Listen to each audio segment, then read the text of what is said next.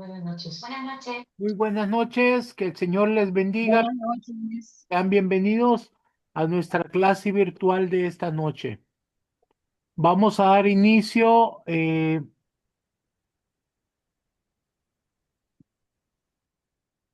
Soy Luis. Vamos a esperar de que todos entren de la- del cuarto del salón de espera para que puedan ir introduciéndose. Vamos a esperar un segundo. Para la hermana menor de tu familia. No fue mi idea. Bien. ¿Quieres decir? Bueno, muy buenas noches, sean todos bienvenidos. Este es el Ministerio Conquistadores del Reino. Nosotros como ministerio, el Señor nos ha dado una misión y es enseñar a un ejército de ministros para conquistar las naciones para Cristo. Así fue fundada la Escuela de Formación Ministerial Apostólica y Profética Montesión.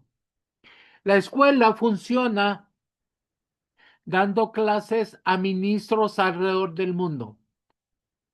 Tenemos varias escuelas en las cuales le damos enseñanzas sobre intercesión, adoración, Espíritu Santo, evangelismo. Tenemos la pastoral, la de maestros, liberación, guerra espiritual y las tres escuelas proféticas. Estas escuelas no cobramos nada porque el Señor Jesucristo nos mandó a que diéramos de gracia como habíamos recibido de gracia. Cada módulo está hecho de tres enseñanzas. Se le da un código para que pueda abrir estos tres videos y los pueda estudiar. Después los entrega en una conversación una vez por WhatsApp. Se entrega las enseñanzas. Luego después tenemos tres clases por Zoom, los martes, los miércoles y los jueves a la misma hora. Y después de cada clase le damos un libro o un manual para que puedan tener referencias en su casa. Bien, esta es la Escuela de Formación Ministerial Apostólica Profética. La escuela dura aproximadamente un año y es una manera de cómo ayudar a las personas que lo necesitan. Ahora esta noche estaremos eh, estudiando una enseñanza muy importante, la intercesión profética. Y esto estará a cargo de nuestro amado pastor José Luis García.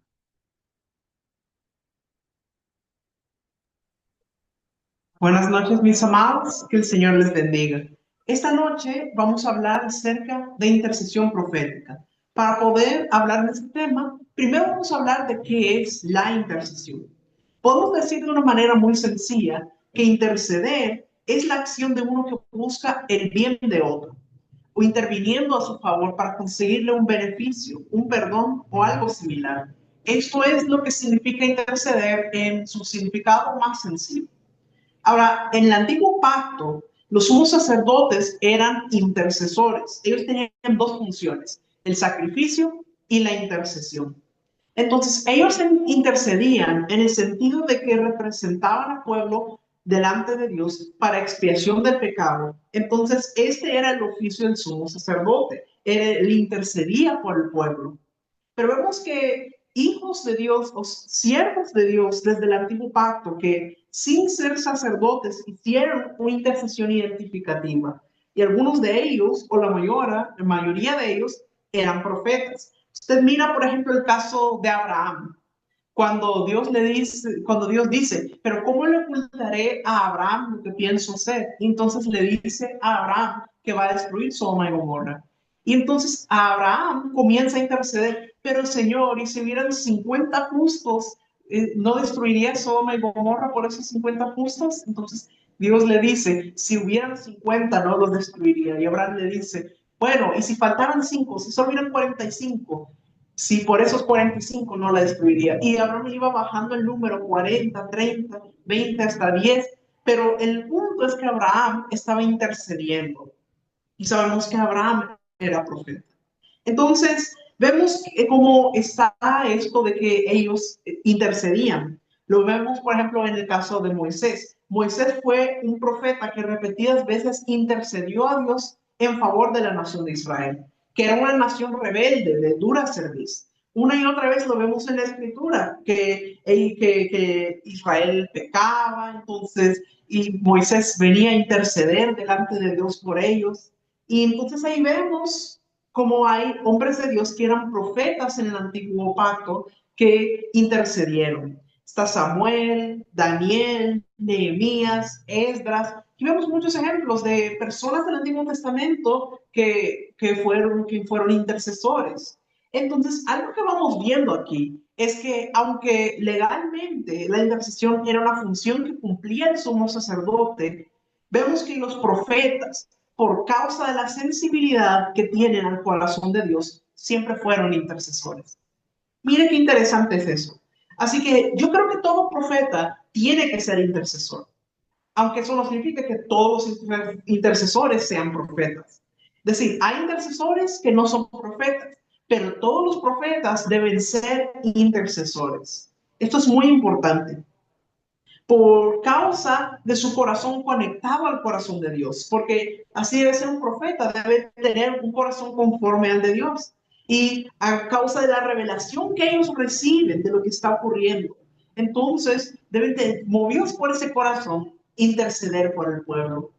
Aquí es donde nosotros vemos que para poder ser un intercesor, o para haberlo podido ser en el antiguo pacto, se necesita un corazón muy especial, un corazón muy particular, que le podemos llamar un corazón ensanchado. Ahora, ¿qué es un corazón ensanchado? Un corazón ensanchado es un corazón que tiene campo o capacidad para muchas personas. No solo para uno o para dos, sino para muchas personas, que los lleva en el corazón y que le da cabida a muchos, por los cuales puede llorar y gemir por ellos. Entonces, una de las características del corazón de un verdadero intercesor es la sensibilidad por el dolor ajeno y que tiene que gemir y llorar por ellos y realmente sentir ese dolor por aquello por lo cual está intercediendo. Y necesitamos esa sensibilidad, ese corazón ensanchado para poder ser intercesores efectivos. Un ejemplo lo tenemos en el caso del profeta Jeremías. Usted sabe que al profeta Jeremías se le conoce como el profeta llorón. ¿Pero por qué se le conoce así? Porque él lloraba por una nación, por un pueblo que se había desviado. Vamos a ver Lamentaciones capítulo 3, versículos 48 al 50. Vamos a ver lo que dice. Lamentaciones capítulo 3, versículos 48 al 50. Ríos de agua echan mis ojos por el quebrantamiento de la hija de mi pueblo. Mis ojos destilan y no cesan, porque no hay alivio hasta que Jehová mire y vea desde los cielos.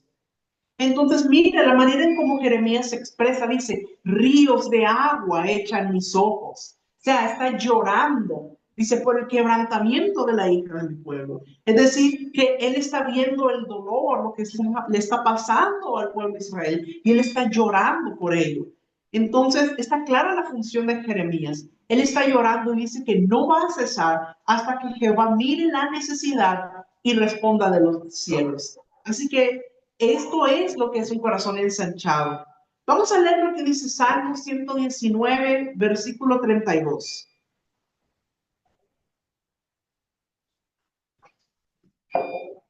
Salmo 119, versículo 32 nos dice, por el camino de tus mandamientos correré cuando ensanches mi corazón.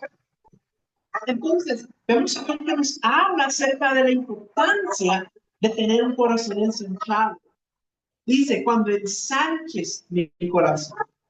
Jeremías ya tenía el corazón ensanchado, o Dios se lo había ensanchado de una manera tal que Jeremías cargaba a toda la nación en su corazón. Entonces el fruto del corazón ensanchado es un llanto genuino que siente el dolor del pueblo, y está clamando por ello, por la causa por la cual está intercediendo. Vamos a ver ahora un texto que está en Zacarías capítulo 12, versículo 10.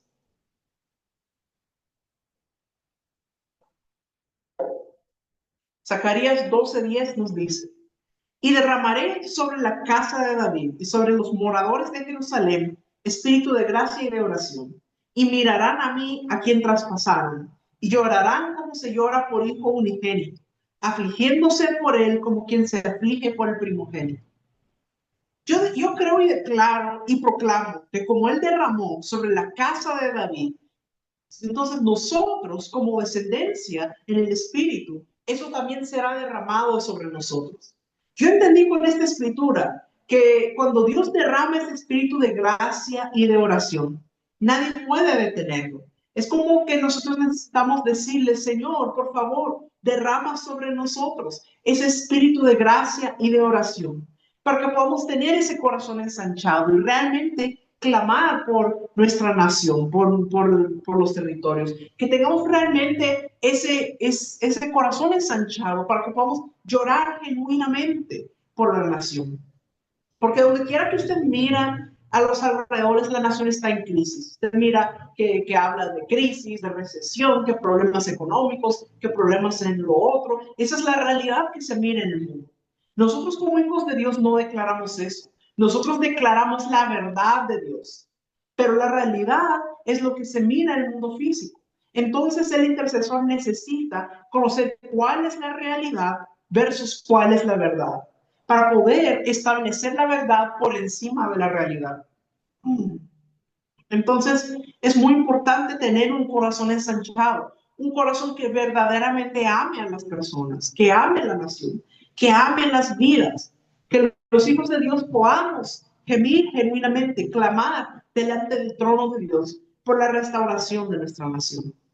Vamos a ver algo muy interesante más adelante, porque no solo se trata de nosotros o de nuestra generación, sino que también se tiene que ver con lo que viene después. Dios siempre piensa en generaciones, es decir, que también tenemos que sembrar para generaciones futuras. Eso es muy importante.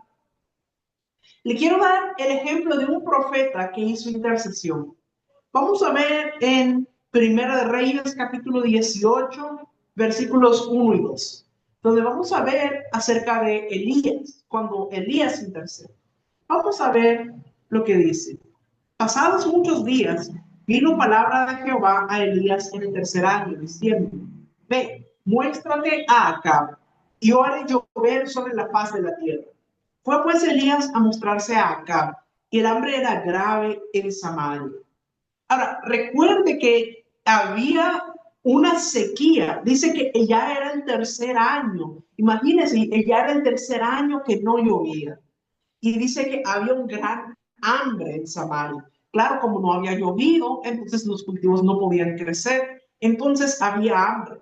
Pero dice de que Dios llega la palabra de Dios a Elías y le dice que vaya a mostrarse acá para que haga llover sobre la tierra. Pero ahora vamos a ver lo que dice más adelante, el mismo capítulo 18, pero ahora los versículos 41 al 45. Entonces Elías dijo a Acab: sube, come y bebe, porque una lluvia grande se oye. Acab subió a comer y a beber. Y Elías subió a la cumbre del Carmelo y postrándose en tierra, puso su rostro entre las rodillas y dijo a su criado: sube ahora y mira hacia el mar. Y él subió y miró y dijo: no hay nada. Y él le volvió a decir: vuelve 7 veces. A la 7ª vez dijo: yo veo una pequeña nube como en la palma de la mano de un hombre que sube del mar. Y él dijo: ve y di acá, unce tu carro y desciende, para que la lluvia no te ataje. Y aconteció estando en esto, que los cielos se oscurecieron con nubes y viento, y hubo una gran lluvia. Y subiendo acá, vino a Jezreel. Entonces, miren lo que ocurre. Dios le había dado una palabra a Elías que le dijo que se fuera a mostrar acá, porque él iba a hacer llover sobre la tierra. Entonces, Elías tiene la palabra de que va a llover. Pasa todo lo que ocurre en el Monte Carmelo cuando él se enfrenta a los profetas de Baal y de Sera. Y luego le dice a Acab ve, come y bebe porque una lluvia grande va a venir. Y luego dice que él subió a la cumbre del Carmelo con su criado. Y dice que se postró en tierra, puso su rostro entre las rodillas. ¿Qué estaba haciendo? Estaba intercediendo. Ahora, fíjese qué interesante, porque Dios ya había dicho que iba a hacer llover. Entonces, uno podría haber pensado que Elías lo que hubiera hecho es quedarse a brazos cruzados y decir, no, bueno, Dios ya dijo que va a hacer llover, así que solo voy a esperar a que lo haga. Pero vemos que esa no fue la actitud de Elías. Elías dice que se puso postrándose en tierra con el rostro entre las rodillas. Lo que está haciendo aquí es que está en una posición de intercesión. Y el que ponga su cara entre las rodillas es la posición de dar a luz, es la posición en que las mujeres hebreas daban a luz. Es decir, él está dando a luz el milagro de que va a llover. Aquí es donde vemos lo que es la intercesión profética. ¿Qué es eso? Es cuando Dios le revela al profeta o al que tiene el manto profético cuál es su deseo, qué es lo que hay en el corazón de Dios, qué es lo que él va a hacer, qué es lo que ha determinado hacer. Y entonces empezar a orar e interceder por aquello que Dios quiere hacer, lo que está en el corazón de Dios. Él te da la dirección, él te dice qué es lo que va a hacer. Y entonces nosotros intercedemos en esa dirección. Eso es la intercesión profética. Entonces, primero tenía que creer que después de la gran sequía iba a venir la lluvia. Tenía que creer la voz de Dios. Segundo, tenía que ser obediente a la instrucción que Dios le dio. ¿Qué fue lo que Dios le dijo que hiciera? Que se tenía que ir a presentar delante del rey Acab. Y tercero, Elías tenía que interceder o desatar la palabra que Dios había dado para que hubiera actividad espiritual y hubiera lo que Dios había dicho. Mire qué interesante es esto. Y dice de que él le dice al criado, sube, mira. Y el criado me dice, no hay nada. Y entonces Elías le dice, sube 7 veces. Y 7 veces volvió a subir el criado hasta que pudo ver la nube. ¿Qué es lo que nos quiere decir esto, mis amados? Quiere decir que cuando Dios ha dicho que lo hará, lo hará. Es sí y es amén. Y usted tiene que ser persistente en declarar y proclamar hasta que usted vea que eso está ocurriendo. Decir, no es que usted una vez y dice, bueno, pues ya tal vez no lo va a hacer y se rinde. No, no se trata de eso. Tenemos que ser perseverantes. Y cuando vieron ahí la nube en la forma de una mano, entonces él es como que Elías dice, eso es, y ahí está, ya viene el milagro. Y esto es algo muy importante, porque aunque Dios haya dicho que lo hará, usted no debe dejar de tocar el corazón de Dios hasta que vea que lo hizo o que sienta que es el momento. Ahora, vamos a ver otro ejemplo en la Escritura de un hombre de Dios que, aunque fue un intercesor por su generación, en el sentido de que era un rey, su actitud se puso como intercesor en favor del pueblo, pero que no consideró a las siguientes generaciones. Vamos a ver Isaías capítulo 38, versículo 1. Isaías 38, 1 nos dice, en aquellos días Ezequías enfermó de muerte y vino a él el profeta Isaías, hijo de Amós, y le dijo, Jehová dice así, ordena tu casa porque morirás y no vivirás. Entonces, Ezequías fue un rey que hizo muchas cosas buenas en Israel, pero vemos de que llega este momento en que él se enferma, y era una enfermedad grave, porque dice que enfermó de muerte. Y dice que viene el profeta Isaías y le dice, Dios dice así, ordena tu casa, porque morirás y no vivirás. Ahora, ¿por qué el profeta le diría, ordena tu casa? Quiere decir que habían cosas en la casa de Ezequías que no estaban en orden. Es decir, que Ezequías estaba haciendo lo recto delante de Dios. Recuerde que Ezequías trajo un gran avivamiento a Israel. Él volvió a abrir las puertas del templo que estaban cerradas, mandó a los levitas a santificarse, hizo pacto con Jehová, estableció la adoración en la casa del Señor. Hizo muchas cosas buenas, pero en su casa las cosas no estaban en orden. Él hizo un error en relación a sus hijos. Y eso es algo muy importante que nosotros debemos entender, porque podemos estar edificando el templo, la casa del Señor, pero si no estamos edificando nuestra casa, nuestros hijos andan de cualquier manera, entonces eso es algo en lo que estaríamos fallando. Nuestra primera misión es impartir y enseñar a nuestros hijos temor a Jehová, a la palabra de Dios, a amar a Dios sobre todas las cosas, hacer lo que esté a nuestro alcance. Hay un punto donde ya no es nuestra responsabilidad porque les toca a ellos obedecer, pero en lo que nosotros podamos debemos corregirles, impartirles, ministrarles, porque estamos dejando un legado a la siguiente generación. Si fallamos en eso, podemos estar privando a toda una generación de una bendición que Dios nos ha entregado. Mire qué delicado es esto. Ahora, vamos a ver qué es lo que ocurre más adelante. Isaías capítulo 38, versículos 4 y 5.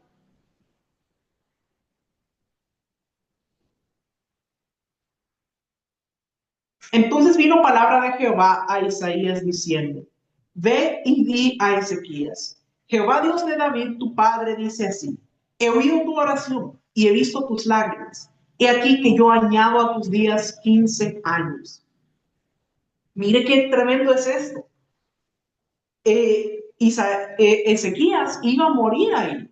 Eso es lo que le fue a decir el profeta: ordena tu casa porque vas a morir, no vivirás. Pero vemos que Ezequías se pone a interceder delante de Dios, a pedirle. Y viene esta palabra de parte de Dios y le dice: he visto tus lágrimas y te voy a conceder 15 años más. Mire qué bendición es eso. Cuando Dios está añadiendo estos 15 años, está añadiendo una oportunidad. Es una oportunidad para que Él ponga en orden las cosas y haga las cosas que le había faltado hacer. Pero, ¿qué es lo que ocurre más adelante? Vemos qué fue lo que hizo Ezequías. Isaías capítulo 39, versículos 5 al 8.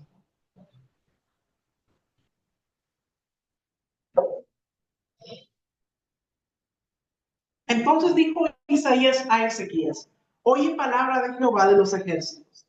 He aquí que vienen días en que será llevado a Babilonia todo lo que hay en tu casa y lo que tus padres han atesorado hasta hoy. Ninguna cosa quedará de Jehová. De tus hijos que saldrán de ti y que habrás engendrado y serán eunucos en el palacio del rey de Babilonia. Y dijo Ezequías a Isaías: la palabra de Jehová que has hablado es buena. Y añadió: al menos hay paz y seguridad en mis días. Mire, esta es una palabra fuerte que le están dando a Ezequías, porque le están diciendo que no va a quedar nada de lo que sus padres atesoraron, que todo se lo van a llevar a Babilonia. Y le está diciendo que sus propios hijos serían eunucos en el palacio del rey de Babilonia. Es decir, es una palabra fuerte, algo grave. Pero, ¿qué es la actitud de Ezequías respecto a esto? Él dice: lo que has hablado es bueno, por lo menos va a haber paz y seguridad en mis días. Es decir, es como que está diciendo: está bien, yo la acepto, yo la tomo, que no les quede nada, no importa, con tal que haya paz mientras yo vivo. O sea, que él realmente no tenía ese corazón ensanchado para las siguientes generaciones. Él no se preocupó de qué era lo que le iba a pasar a las siguientes generaciones. O sea, esto era algo muy fuerte, pero él realmente no tenía ese corazón ensanchado. Él dijo: bueno, yo con tal de que yo viva en paz, mientras yo esté con vida, las cosas estén tranquilos, allá después que ahí que se arreglen, que vean cómo hacen por su lado. Es decir, él no estaba pensando en las generaciones. Entonces, aunque él fue un hombre muy especial para su generación, no tuvo un corazón para preparar las cosas para la siguiente generación. Y eso es muy tremendo. ¿Qué es lo que ocurre después de eso? Vamos a leer en Jeremías capítulo 15. Esto ocurre después de que Ezequías había muerto. Jeremías capítulo 15. Primero vamos a leer el versículo 1 y luego vamos a leer los versículos 3 y 4. El versículo 1 dice: me dijo Jehová, si Moisés y Samuel se pusieran delante de mí, no estaría mi voluntad con este pueblo. Échalos de mi presencia y salgan.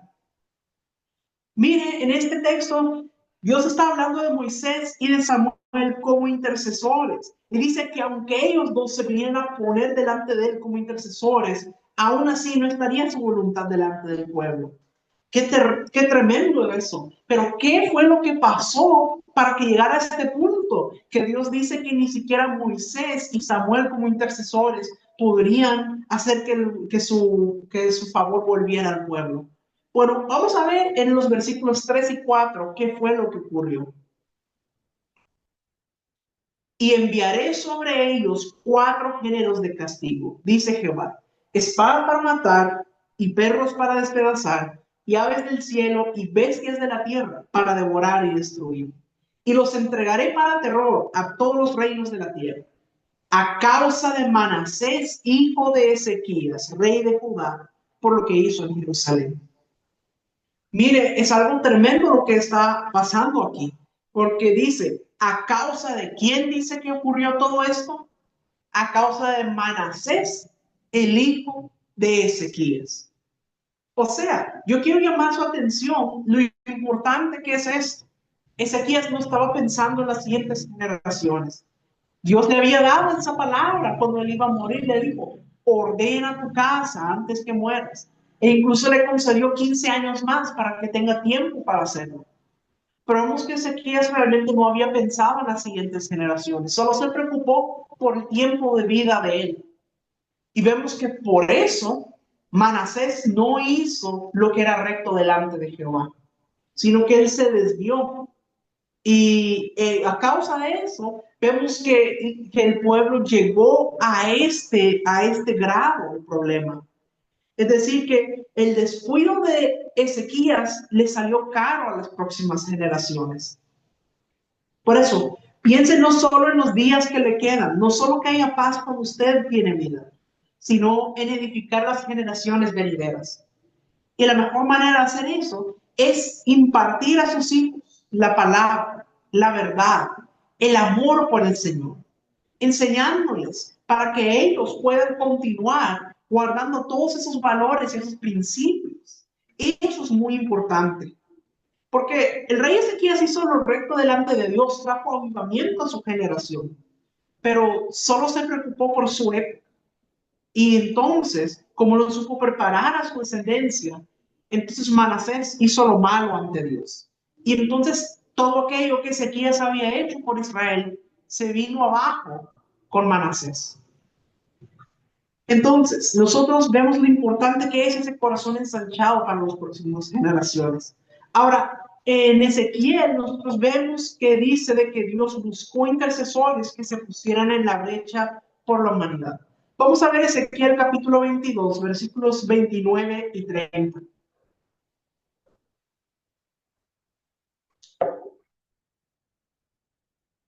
El pueblo de la tierra usaba de opresión y cometía robo. Al afligido y menesteroso hacía violencia, y al extranjero oprimía sin derecho. Y busqué entre ellos hombre que hiciese vallado y que se pusiese en la brecha delante de mí, a favor de la tierra, para que yo no la destruyese, y no lo hallé. Entonces dice que Dios no encontró a alguien que se pusiera en favor de la tierra delante de él, que cumpliera el requisito de obediencia, que pudiera cubrir toda la maldad del pueblo.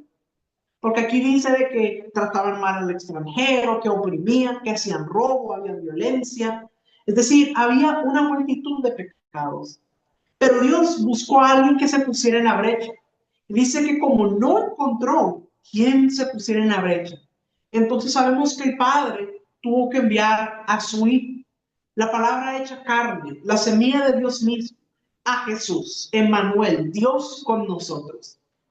Y el Señor Jesús vino para hacer la voluntad del Padre y para ser un intercesor por toda la humanidad, para ponerse en la brecha. La brecha es el abismo o separación que había entre la humanidad y el Padre. Usted recuerde de que en el jardín de Edén, Adán podía estar en comunión con Dios. Es decir, podía hablar directamente con Dios. Adán y Eva hablaban con Dios. Era algo maravilloso, pero cuando ellos fallan, entonces ellos pierden esa conexión, esa comunión con Dios. Y se abre una brecha entre ellos. Y entonces existía esa brecha entre la humanidad y Dios. Y entonces el único que se pudo poner en la brecha para que pudiera volver a ver esa conexión, esa comunión, fue nuestro Señor Jesús. Él fue el único que pudo ponerse en la brecha y ser un intercesor por toda la humanidad y poder cerrar esa brecha, esa separación que había entre la humanidad y Dios. Mire cómo lo expresa 1 Timoteo capítulo 2, versículos 5 y 6. Porque hay un solo Dios y un solo mediador entre Dios y los hombres, Jesucristo hombre, el cual se dio a sí mismo en rescate por todos, de lo cual se dio testimonio a su debido tiempo. Entonces nuestro Señor Jesús se convirtió en el intercesor por toda la humanidad. Se convirtió en el que se puso en la brecha para que Dios no destruyera la tierra. Él hizo vallados, cerró la brecha que había entre la humanidad y el Padre. Ahora, vamos a leer Hebreos capítulo 7, versículos 23 al 25. Esto es algo muy interesante que debemos tener en cuenta. Hebreos 7, 23 al 25. Y los otros sacerdotes llegaron a ser muchos, debido a que por la muerte no podían continuar. Mas este, por cuanto permanece para siempre, tiene un sacerdocio inmutable, por lo cual puede salvar perpetuamente a los que por él se acercan a Dios, viviendo siempre para interceder por ellos. Entonces aquí nos habla de que dice que los otros sacerdotes llegaron a ser muchos porque por la muerte no podían continuar. Es decir, cuando moría el sacerdote, tenía que venir otro a sustituirlo. Es decir, que cada uno que moría venía el siguiente, luego ese moría, venía el siguiente. Pero dice que nuestro Señor Jesús permanece para siempre, tiene un sacerdocio inmutable. ¿Qué significa inmutable? Inmutable significa inmovible, inconmovible, que nada le quita el lugar. Y dice que puede salvar perpetuamente, es decir, por siempre. Ahora, para entender esto mejor, yo les quiero invitar a que leamos este texto, pero ahora en la nueva versión internacional, para que podamos entenderlo mejor. Pero como Jesús permanece para siempre, su sacerdocio es imperecedero. Por eso también puede salvar por completo a los que por medio de él se acercan a Dios, el que vive siempre para interceder por ellos. Dice, puede salvar por completo. Está hablando del proceso de salvación completo, espíritu, alma y cuerpo. Está hablando de los que se acercaron para ser justificados. Tienen la garantía de que van a ser salvados por completo. De acuerdo a Romanos 8, también dice que aquellos que antes conoció también justificó y glorificó. O sea que Jesús garantiza la salvación completa, no solo la justificación. Lo que dice, siempre vive para interceder por ellos, por los que ya se acercaron al Señor. Es decir, que está intercediendo delante del Padre por nosotros, los que nos acercamos, los que fuimos justificados, pero que necesitamos ser salvados por completo. Por eso nos dice la Escritura que aquel que comenzó la buena obra en nosotros, la terminará. Porque hay una garantía en él, de que él está intercediendo por nosotros. Entonces es muy importante entender esto. Vamos a leer otro texto, Hebreos capítulo 10, versículos 12 al 14. Este también lo vamos a leer en la nueva versión internacional. Pero este sacerdote, después de ofrecer por los pecados un solo sacrificio para siempre, se sentó a la derecha de Dios, en espera de sus enemigos, de que sus enemigos sean puestos por estrado de sus pies. Porque con un solo sacrificio ha hecho perfectos para siempre a los que está santificando. Mis amados, yo creo que esto nos completa el panorama. Mire qué interesante, cuando el sumo sacerdote ofrecía los sacrificios, él lo hacía parado, lo hacía de pie. Entonces dice que nuestro Señor Jesús hizo un solo sacrificio por la humanidad. Y eso fue suficiente. Con eso basta. Él ya no tiene que hacer otro sacrificio.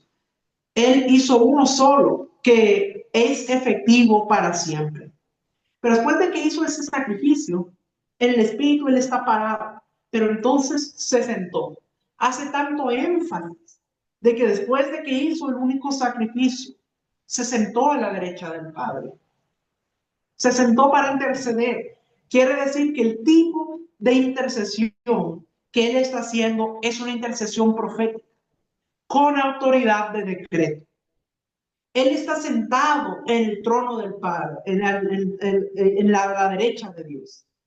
Está para declarar, para decretar. Cuando hablamos de que está intercediendo, no hablamos de que él está rogando, que está suplicando, no, porque él ya es Señor. Está en una posición de autoridad para decretar y para declarar al enemigo su desalojo. Así que lo que él está haciendo es declarando y decretando hasta que todos sus enemigos sean puestos bajo el estrado de sus pies. Aquellos que exhibió públicamente tendrán que ser puestos totalmente bajo la planta de sus pies. Porque él lo que está es santificando a los suyos, a usted y a mí. Él nos está santificando hasta que tengamos la victoria total. Ahora, yo le tengo buena noticia. Así como él está sentado en ese trono, usted y yo estamos sentados en lugares celestiales juntamente con él. Yo espero que esto le cambie a usted el concepto de lo que significa la intercesión. Porque si usted está sentado junto con Cristo en lugares celestiales, usted está con la autoridad de un rey que gobierna, que declara y que decreta. Esa es su posición. La posición que el Señor nos dio es una posición de autoridad. Yo quiero decirle algo y espero que me ponga mucha atención a esto y que abra su corazón. La sangre del Cordero le da a usted entrada al trono de la gracia. Le da entrada al lugar santísimo. Usted no necesita, que voy a entrar, que tal, que no sé si puedo entrar, que cómo voy a hacer. Usted está sentado en lugares celestiales con Cristo Jesús. Usted, donde quiera que usted se mueva aquí en la tierra, usted está sentado en la misma silla que nuestro Señor Jesús, con derecho de rey, con una autoridad para declarar. Y usted puede declarar si usted está en obediencia. Lo único que le puede bajar de esa silla es que no esté en obediencia, que usted se salga de la línea. La obediencia es lo que lo mantiene ahí. Eso es muy importante. Vamos a ver lo que dice Romanos capítulo 8, versículos 33 al 35. ¿Quién acusará a los escogidos de Dios? Dios es el que justifica. ¿Quién es el que condenará? Cristo es el que murió, más aún, el que también resucitó, el que además está a la diestra de Dios, el que también intercede por nosotros. ¿Quién nos separará del amor de Cristo? ¿Tribulación o angustia o persecución o hambre o desnudez o peligro o espada? Ya sabemos que nada podrá separarnos del amor de Dios. Y esto es para confirmar una vez más dónde está el Señor Jesús y dónde estamos sentados nosotros con Él. Dice que Él está sentado a la diestra del Padre, intercediendo por nosotros. Mire qué tremendo. Y si entendemos que estamos sentados en lugares celestiales con Él, entendemos que tenemos esa misma autoridad, que nuestra intercesión es con esa autoridad. Ahora, vamos a ver lo que dice Hebreos capítulo 8, versículos 1, 2 y 6. Ahora bien, el punto principal de lo que venimos diciendo es que tenemos tal sumo sacerdote, el cual se sentó a la diestra del trono de la majestad de los cielos, ministro del santuario y de aquel verdadero tabernáculo que levantó el Señor y no el hombre. Pero ahora tanto mejor ministerio es el suyo, cuanto es mediador de un mejor pacto, establecido sobre mejores promesas.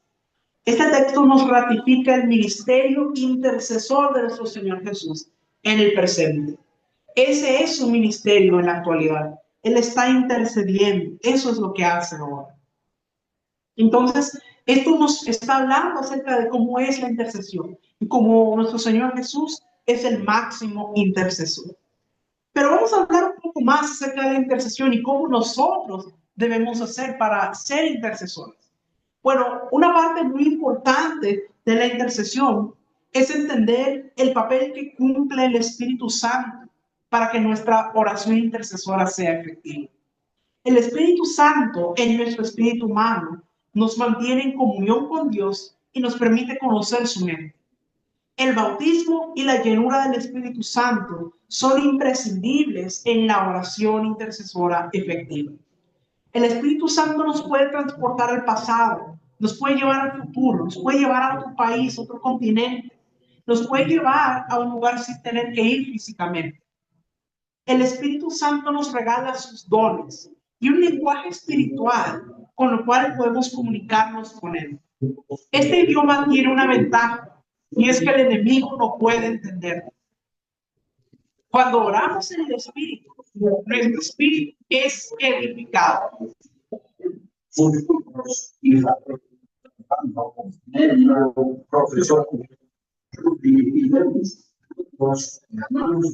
Vamos a leer lo que dice en Judas, versículo 20.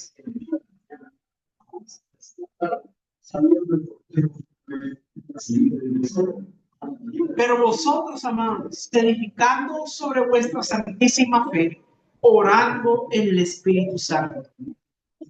Al usar el idioma espiritual, nuestra oración se vuelve más efectiva o eficaz, porque nuestro entendimiento no interfiere con lo que estamos orando o pidiendo. ¿Cómo así? Cuando nosotros oramos en lo natural, es decir, con nuestro propio entendimiento, solo vamos a orar hasta donde nuestro entendimiento nos deje. Y muchas veces no vamos a conocer en qué dirección tenemos que orar o saber interceder por la raíz por la cual está ocurriendo algo. Es decir, tal vez vemos los síntomas y empezamos a orar por ellos, pero tal vez no conocemos cuál es la raíz, porque nuestro entendimiento solo nos permite llegar hasta cierto punto. Pero cuando el Espíritu Santo es quien nos está guiando, entonces se vuelve más efectiva nuestra oración. Porque ya no oramos por los síntomas, sino que llegamos directo a la raíz. El Espíritu Santo nos guía para que seamos efectivos. El Espíritu Santo intercederá por nosotros con gemidos indecibles cuando no sepamos qué decir. Porque podemos tener la certeza de que Él lo hará correctamente. Eso lo dice Romanos capítulo 8, versículo 26. Vamos a ver qué es lo que dice. Romanos 8, 26. Y de igual manera el Espíritu nos ayuda en nuestra debilidad. Pues qué hemos de pedir como conviene no lo sabemos. Pero el Espíritu mismo intercede por nosotros con gemidos indecibles. Ahora, yo quiero decirle que esto cuando dice indecible, quiere decir que es que los gemidos los da el Espíritu, no nosotros. Porque a veces pensamos que nosotros somos los que lo vamos a decir y decimos, es que tengo que dar gemidos indecibles. Pero no es así como funciona. El término indecible quiere decir que no se dice. Entonces, quiere decir que no somos nosotros, es el Espíritu el que da esos gemidos indecibles. Ahora, debemos entender que cuando nosotros, el Espíritu Santo nos permite orar en lenguas, hay un momento en que podemos discernir que estamos hablando lenguas de guerra, o lenguas de intercesión, o lenguas de adoración. Y cuando usamos el idioma espiritual que nos permite el Espíritu Santo, también se van avivando los dones de revelación. Ahora, la oración en el Espíritu es un instrumento poderoso en la intercesión.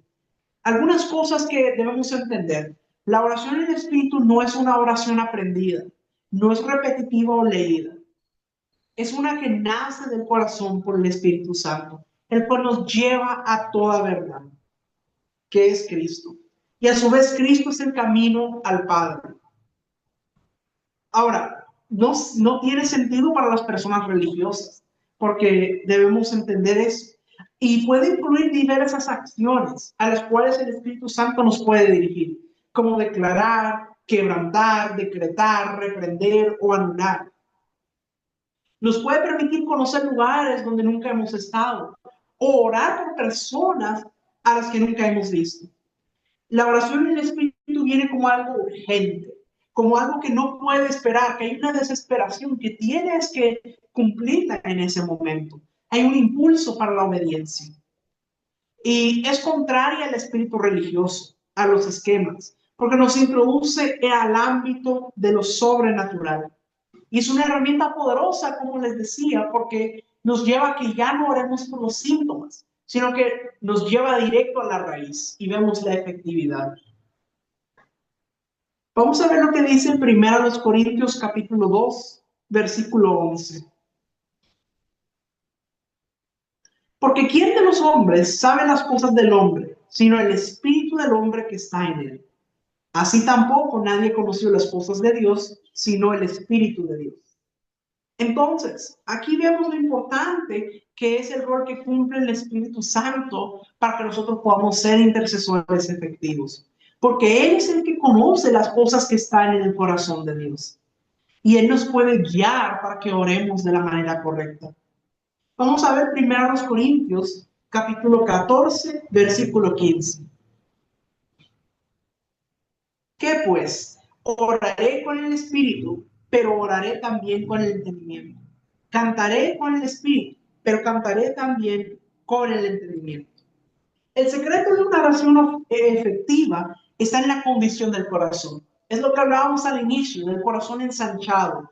Un corazón que ama a Dios, amará lo que Dios ama.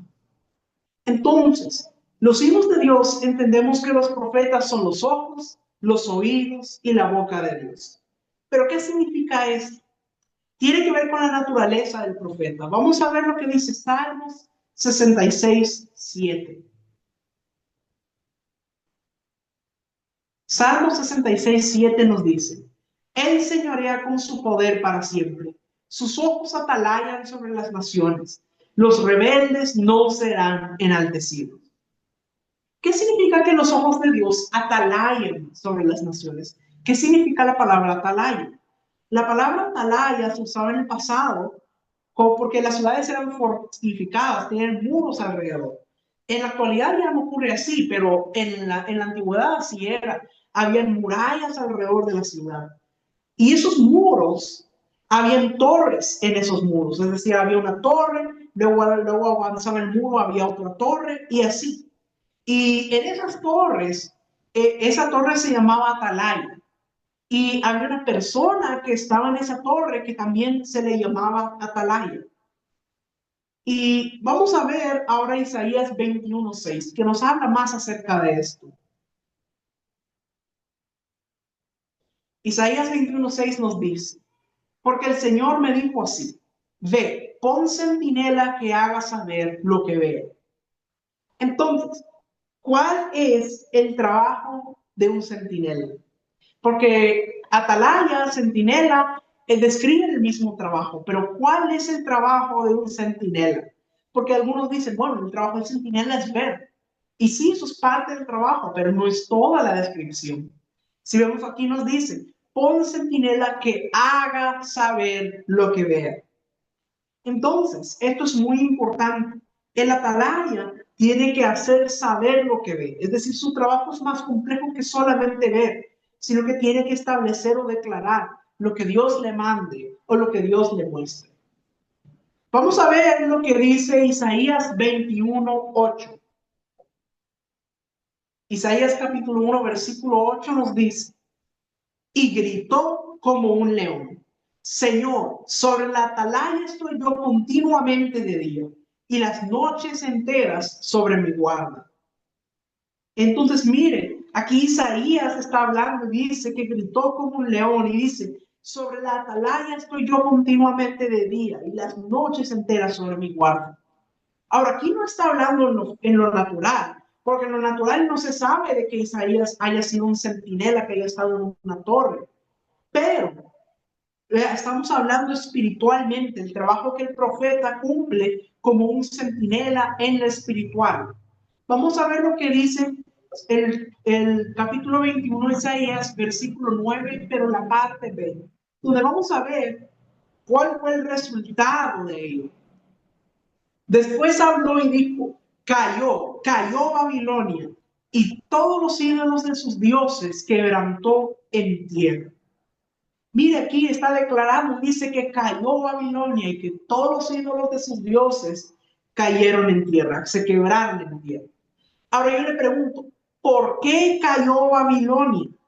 Porque el profeta rugió como un león, declarando la palabra que le había sido mostrada en el cielo. Fue establecida en la tierra. Ese es el trabajo, que esa palabra que Dios trae, el profeta la tiene que declarar, rugir como un león, declarando esa palabra para que sea establecida en la tierra. Es como les hablaba, en lo natural se mira la realidad. Es decir, se mira lo que se habla de crisis, de que hay problemas económicos, todo es una realidad.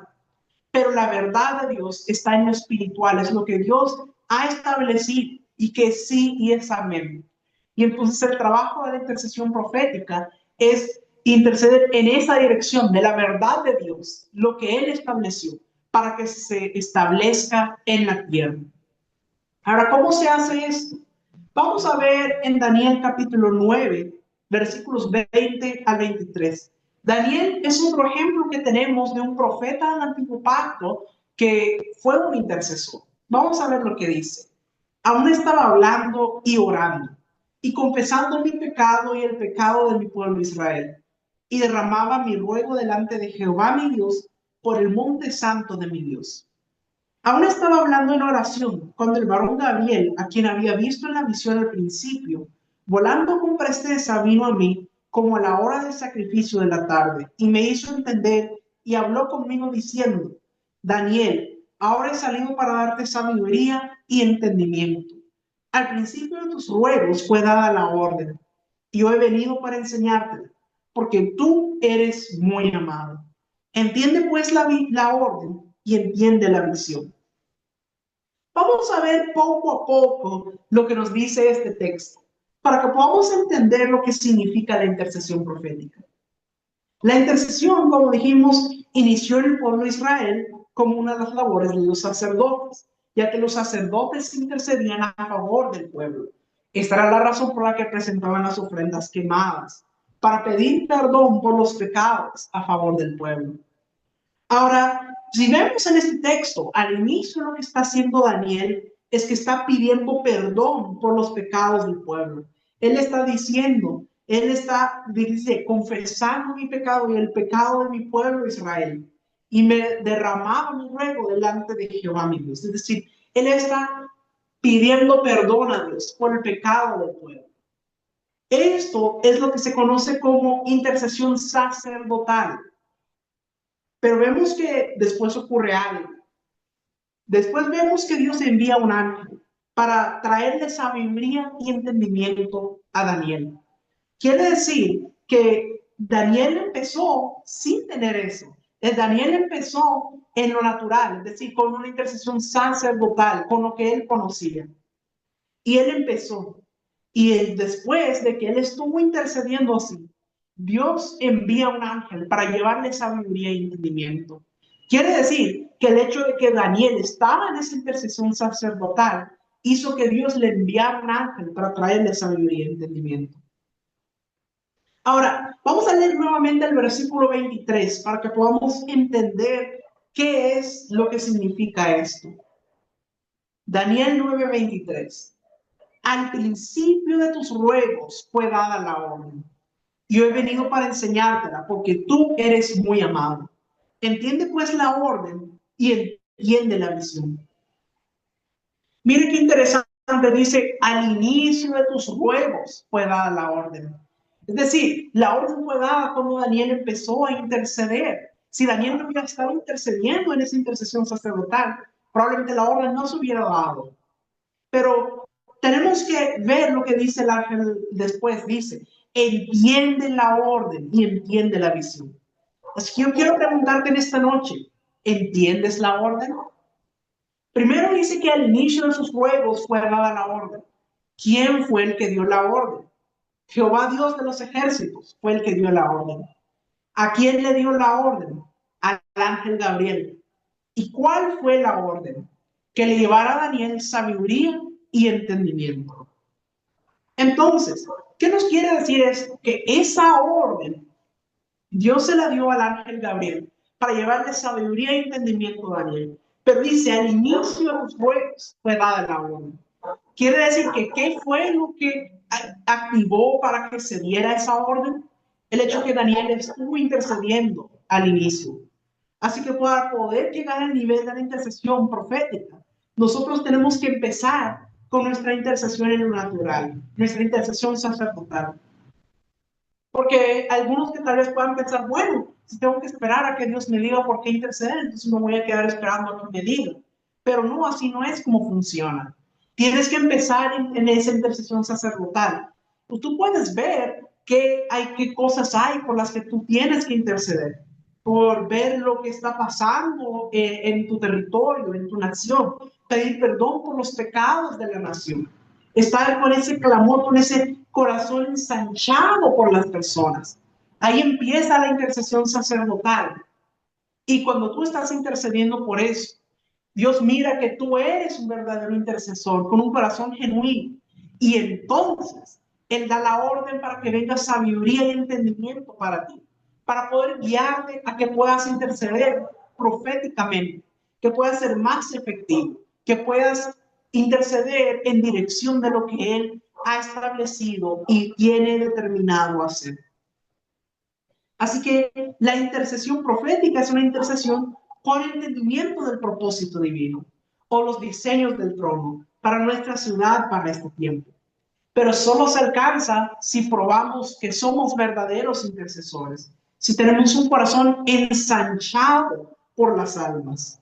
Entonces es importante por eso tener ese corazón ensanchado, porque eso nos va a llevar a que podamos hacer esa intercesión sacerdotal, que es lo que va a llevarnos a que podamos recibir la sabiduría y entendimiento que necesitamos para que entonces podamos pasar a la intercesión profética. Es muy importante. Entonces, mis amados, yo espero que esta enseñanza les haya ayudado para que puedan entender qué es la intercesión profética y cómo nosotros debemos levantarnos como intercesores. Porque algo que yo les decía al inicio es que no todos intercesores son profetas, pero todos los profetas deben ser intercesores. Yo creo firmemente que la intercesión es algo que todos nosotros deberíamos hacer. Es responsabilidad de cada uno de nosotros estar intercediendo y empezar en esa intercesión sacerdotal con un corazón ensanchado, pidiendo perdón por los pecados del pueblo. Una oración, un pecado identificativo, un perdón identificativo. ¿Qué quiere decir eso? Identificándose con los pecados del pueblo, como si nosotros lo hubiéramos hecho. Si usted mira, por ejemplo, Nehemías, cuando él estaba intercediendo, él había visto, él estaba pidiendo perdón y decía, yo y la casa de mi padre hemos pecado. Es decir, él se presenta a sí mismo con el pueblo, como si él mismo hubiera pecado, hace suyo los pecados del pueblo de Israel. Y esa manera nosotros debemos hacerlo, con un corazón ensanchado, para que podamos iniciar en esa intercesión. Y a medida que nosotros somos constantes en la intercesión y estamos pidiendo con un corazón genuino, entonces Dios va a dar la orden para que nos sea dada sabiduría y entendimiento, para que podamos alcanzar intercesión profética y podamos ser más efectivos como intercesores.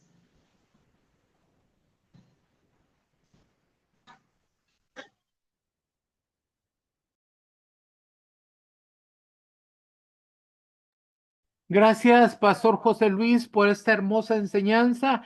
Nos sentimos muy agradecidos por lo que el Señor nos ha hablado ahora para poder mantenernos sirviendo a Dios como intercesores. Ahora, mis amados, vamos a dar un regalo y es un manual profético. Trae muchos capítulos enseñándonos lo que es la intercesión profética. Para que puedas obtener este manual digitalmente, necesitas tomar una foto de esta imagen. El código es 101121. El código 101121 y enviarlo a ese número de WhatsApp que está en las letras verdes, más 505-8691-4973. Debe de enviarlo ahora inmediatamente que termine la clase para que puedas recibirlo en los próximos 2 días. Queremos decirte que como son muchas las personas, tal vez no lo puedas recibir hoy mismo, pero sí en los próximos 2 días vamos a estarles enviando el manual. Bueno, espero que hayan podido tomar la foto y enviarla a nuestro número de WhatsApp. Ahora, amados, quiero saber si hay alguna pregunta. Levanta tu mano para que podamos contestar preguntas y respuestas de lo que se estuvo aprendiendo el día de hoy, o si tienen alguna duda correspondiente a lo de la escuela.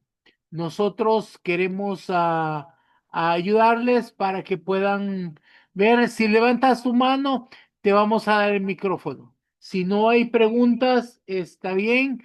Vamos a despedirnos y nos vemos en 15 días. Yo los cubro con la sangre preciosa del Cordero en el nombre poderoso de Jesús.